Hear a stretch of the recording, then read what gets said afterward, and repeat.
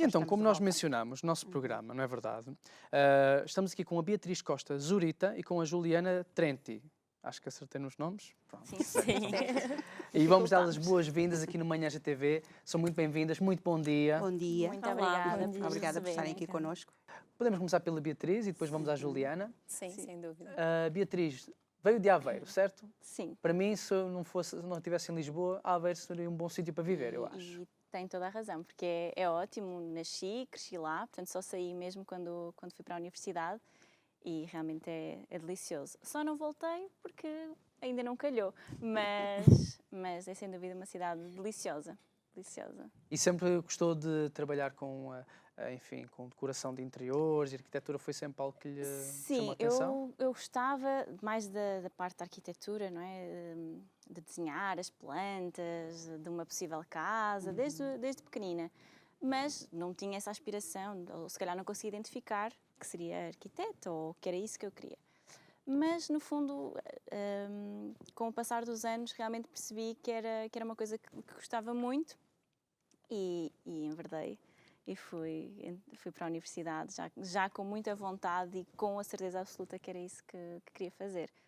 Portanto, sim, foi... Na universidade aqui em Coimbra, não é verdade? Coimbra, exatamente. E a Juliana? Então, o meu percurso já é um pouco diferente do da Beatriz. Eu, na verdade, tenho a minha mãe que sempre trabalhou com decoração.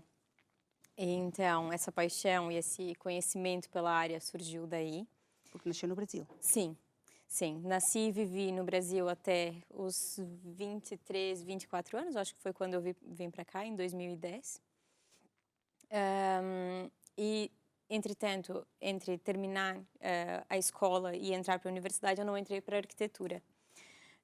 Porque eu, ao contrário da Beatriz, achava que a arquitetura não seria aquilo que seria para mim. Okay. E acabei por entrar num curso de design de produto, o qual terminei, concluí o curso de design de produto.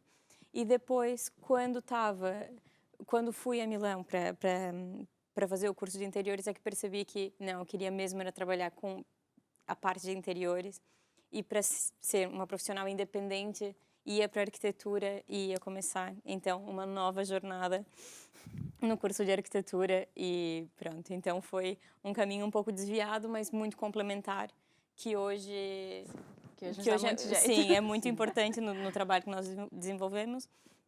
Ter esse background mesmo em design de produto também. E vocês estudaram juntas na mesma universidade em Coimbra? Sim. Quando a Juliana voltou...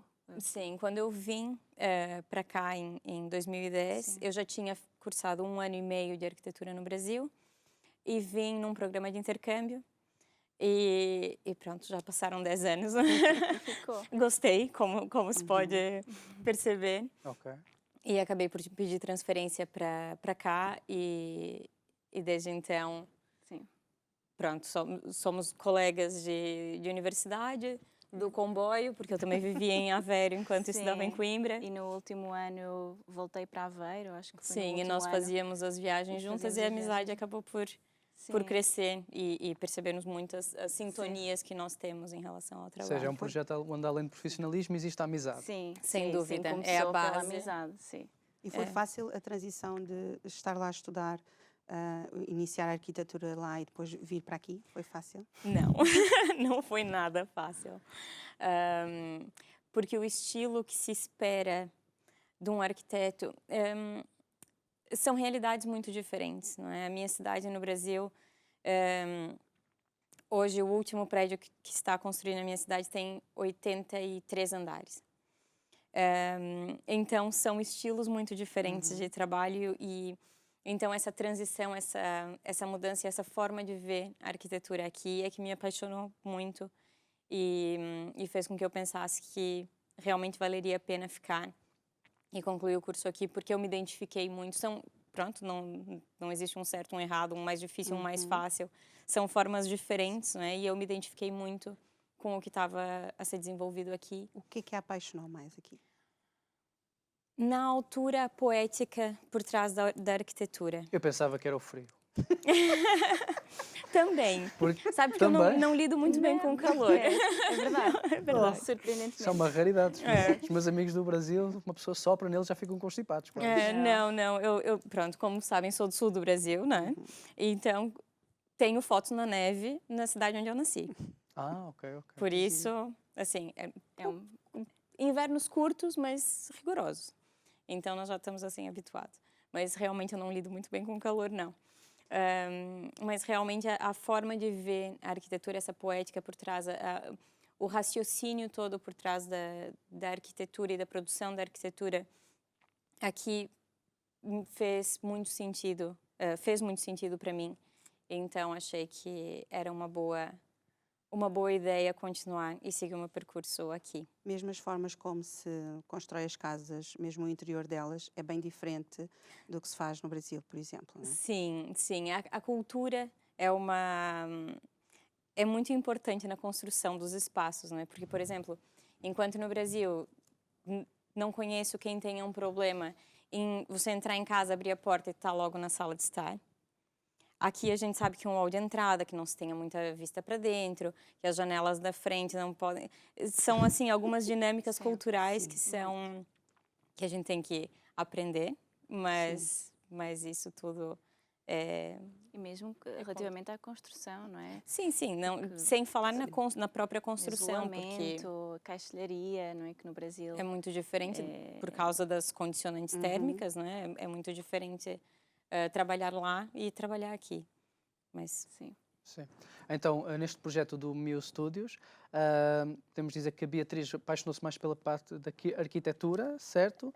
E a Juliana pela decoração de interiores, se bem que as duas estão ligadas tanto na arquitetura como na decoração de Sim. interiores. exatamente, sim. E formaram este projeto. Quando falamos de arquitetura e decoração de interiores, está a ser uma tendência, não é verdade? Porque quando vamos ao Instagram, às redes sociais, antes só se falava de futebol e outras coisas, agora é casas e é decorações com Sim. vistas panorâmicas para o oceano, para o mar e enfim. Sabes que esta fase da pandemia também deu para as pessoas Exato. perceberem melhor Exatamente. que têm que aproveitar aquilo que têm, que é a casa. E muitas vezes a casa era o sítio onde a grande parte das pessoas só ia dormir. Exatamente. E passaram a perceber que a casa é um sítio para viver. Então começaram a olhar para dentro, não é? A olhar para dentro Sim, e pensar no isso que é que se podia ser diferente. Não É é? Sem verdade, e dúvida. nós sempre apelamos muito a esse cuidado com a casa e com os espaços que habitamos, podem ser escritórios, estúdios, o que quer que seja. Nós sempre defendemos muito esse cuidado com os espaços, porque tem que estar realmente muito próximo daquilo que a pessoa é, do tipo de necessidades que a pessoa tem. E durante a pandemia, não é? Infelizmente, mas neste ponto de vista acho que foi uma mais-valia. As pessoas realmente começaram a olhar para o espaço em que habitam e a ter mais atenção realmente às necessidades que precisam, portanto, de ver resolvidas em casa ou nos escritórios também, as adaptações. Muitas vezes as pessoas acabavam por chegar a casa à noite, já cansados, etc. Tinha algum probleminha qualquer, você pensa, daqui a pouco eu resolvo, ou daqui a um mês, e quando viu já passou 2, 3 anos e ainda está lá com o mesmo problema. E agora essa obrigação de estar em casa fez com que as pessoas realmente mudassem muito a forma como veem o espaço onde vivem.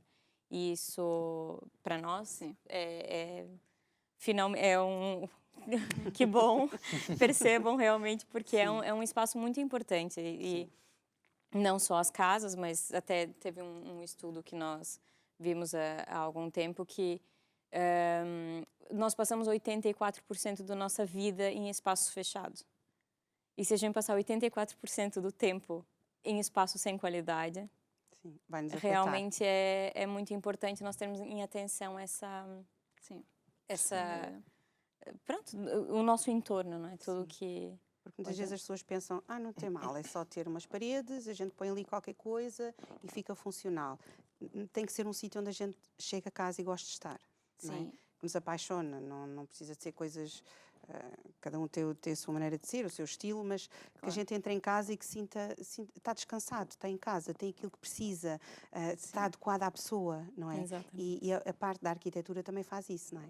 Sim, e normalmente quando as pessoas vêm ter connosco, mais relativamente à questão dos interiores, elas muitas vezes dizem-nos isso, eu quero chegar a casa e sentir que é a minha casa.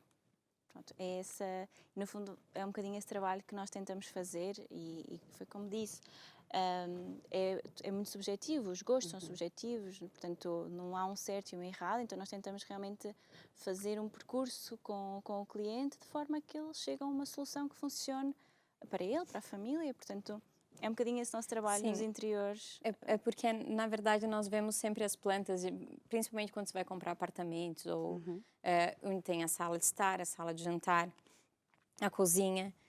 Mas cada família, cada pessoa tem uma dinâmica completamente diferente. E a gente tem que olhar para além daquilo que está designado como sala de estar, sala de jantar. Não necessariamente trabalhar isso dessa forma. Então, realmente, com esse trabalho dos interiores, nós conseguimos adaptar os espaços para que as pessoas possam viver neles e tirarem o máximo proveito daquele lugar onde vivem, porque esses dias nós tivemos até uns clientes que têm um home office em casa, precisam ter agora toda a gente precisa ter um home office, mas eles já vinham de antes a trabalhar em casa. E metade da sala era dedicada ao home office. E depois... Então, todas essas formas de viver têm de habitar dentro da nossa casa e têm de ser resolvidas dentro de casa, né? A parte por exemplo, da varanda ou do terraço também faz parte do que vocês consideram a parte interior? Sim, sem dúvida. Por acaso, há pouco tempo tive uma conversa com uns vendedores amigos e estávamos a falar e estávamos a ver umas plantas, eles estavam a mostrar umas plantas de uns apartamentos e as janelas ou seja, tinha janelas, mas não tinha varanda, não tinha nada, era assim quase, e eles estavam a dizer... Não gosto nada disso. Sim, e eles estavam a dizer, por exemplo, que fica difícil agora vender-se casas sem varanda, porque nesta altura, antes ninguém queria, mas nesta altura toda a gente quer um pouco de varanda, ou um terraço, ou qualquer coisa, para poder estar um pouco fora, não é? E faz falta, essa parte também é importante.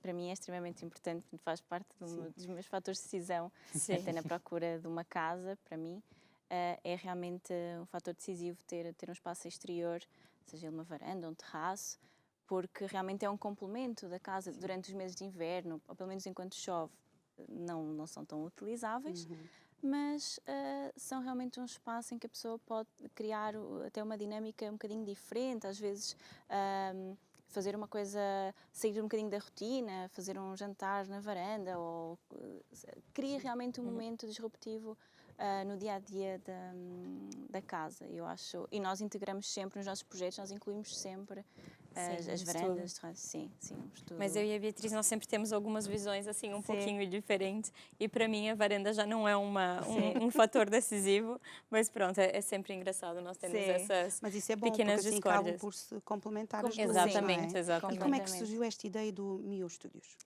Então, eu estava a trabalhar no Porto na altura. Terra Santa, maravilha. Porque realmente nós também, por coincidência, eu quando terminei o curso, mais ou menos, eu fui trabalhar para a Alemanha durante um período. Quando regressei fui eu fui ao Porto. Exatamente. Fui estagiar ao Porto. E ela também estava no Porto na mesma altura. Começámos a conversar. No fundo, nós sempre quisemos fazer um projeto, mas não tinha surgido a oportunidade. Desde as nossas entregas, aquelas intermináveis entregas de arquitetura, e que toda a gente sabe, quem conhece algum estudante de arquitetura sabe da dificuldade que aquele momento é. Nós sempre brincávamos, se for para trabalhar com alguém, se for para abrir alguma coisa, somos nós as duas, certeza absoluta. Sim. Então já tínhamos a brincar, já tínhamos um bocadinho essa vontade. E depois foi mesmo numa conversa, nós brincamos muito sobre isso, foi numa conversa no domingo à noite, dissemos, então vamos avançar, o que é que temos a perder? Estávamos as duas a trabalhar na altura, tivemos ali um período de adaptação e abrimos o escritório, portanto foi mesmo uma vontade assim muito grande, porque nós abrimos o escritório sem nenhum cliente previsto ou... Portanto, foi realmente nada. Sem nada, foi um pouco... Foi uma aventura. Não, mas foi mesmo aquela situação de dizer, não, agora nós não temos ninguém que dependa de nós. Sim. Se for para avançar, se for para arriscar, é para ser agora, porque daqui a pouco cada momento vai ficando um pouco mais difícil de se tomar essas decisões assim, então... Sim, sem cliente nenhum. Sem cliente nenhum. Mas pronto, então foi... Iniciaram o estúdio quando? Em julho de 2017.